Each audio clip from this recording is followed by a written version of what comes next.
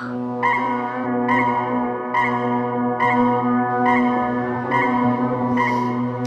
লাগলো?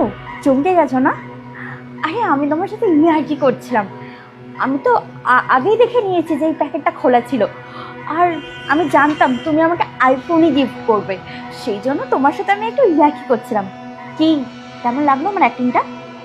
হুম, অ্যাক্টিং তো তুমি খুব সুন্দর করেছো, খুব হাই লেভেলের অ্যাক্টিং। তুমি সত্যি কথা বলছো না মিথ্যে কথা বলছো আমি বুঝতেই পারিনি। গুড, খুব ভালো হয়েছে।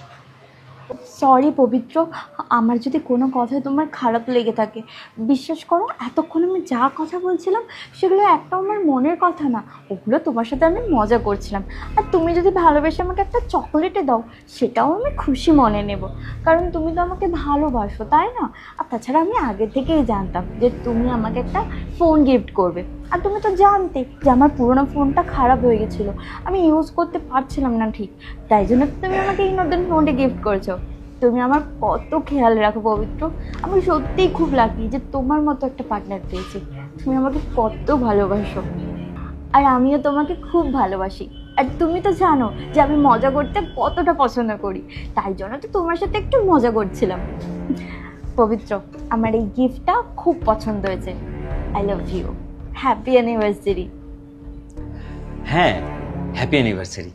এটাই আমাদের ফার্স্ট এবং লাস্ট অ্যানিভার্সারি। আর এই ফোনটা না অনেক দাম, এটা তোমার যোগ্য নয়। দাও।